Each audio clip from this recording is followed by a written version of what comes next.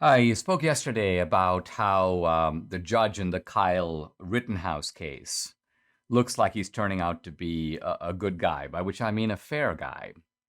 And very interestingly, the judge told the prosecution, you cannot refer to the three guys who were shot by Rittenhouse. Two of them, by the way, died, one of them not, as murder victims. Why? Because we haven't proven a murder. Think about it this way. These guys, at least according to Rittenhouse, tried to attack him. He shot in self-defense. So what makes them the victim? What makes him the perpetrator? Obviously, if he didn't shoot them, he was likely to be gravely injured. Potentially, he was likely to be killed. So the point is that the idea of who's a victim of a murder is something that the trial is there to prove. Now, looking at the tactics of the prosecution just from the pre-trial hearings, it's very obvious they're trying to, I don't think that they must think that they have a good case. The facts must be in Rittenhouse's favor. And as we get closer to the trial and into the trial, I'll talk about the actual facts about who did what, and I'll talk a little bit about whether the self-defense is legitimate and likely to persuade a jury. But before we even go there, the prosecution is trying to go after what you'd have to call thought crimes. They're following the old strategy of let's try to make Kyle Rittenhouse into a really bad guy. So the prosecution has gone before the judge, this is Bruce Schroeder, and said, we want to show in the case that Kyle Rittenhouse has been hanging out with members of the Proud Boys. And the idea is the Proud Boys is this malicious, racist organization, even though it's not. The head of it is actually a Latino guy.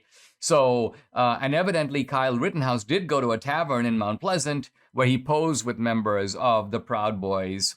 And they want to show that he also met at another place called Pudgy's Tavern with the national leader of the Proud Boys. And the idea here is to show that the Proud Boys are all about causing trouble. They're all about unleashing racist violence.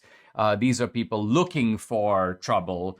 And Kyle Rittenhouse, since he... Now, let's pause for a moment. Kyle Rittenhouse is not a member of the Proud Boys. Second, Kyle Rittenhouse did not meet with the Proud Boys before these incidents. It's really after the incidents when he was demonized and made into this horrible person, and the Proud Boys came to his defense, that Kyle Rittenhouse met with those guys. So this is stuff that happened after the incidents in question. And the prosecution is trying to show that this is a guy. I mean, I'll just give you a taste of their rhetoric. Most everyone was there because of their beliefs. Chaos tourist. That's the prosecution's description of Kyle Rittenhouse. He was a chaos tourist. Like the defendant were drawn like moths to the flame. They take pride in using violence to achieve their means. So the prosecution is going to try to show that Rittenhouse came there looking to shoot somebody, anybody in effect. And that the shooting was just a pretext for a kind of premeditated desire to...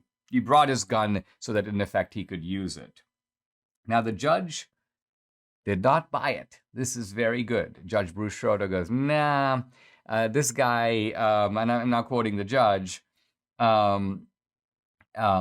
if this organization embraces the defendant after the fact because he's lionized because of his behavior, that is not something that the jury can make anything out of that would be lawful. In other words, Rittenhouse's conduct with the Proud Boys, whatever you think of it, occurred subsequent to the events in question, and therefore cannot be invoked as a motive for causing those events in the first place. But the broader point I want to make here is the prosecution seems to be saying, we can't prove that this defendant is guilty, so let's prove that he's a racist. Let's prove that he's an all-round bad guy. He has the wrong views about riots. He has the wrong views about Antifa and perhaps Black Lives Matter, and so let's get him on that.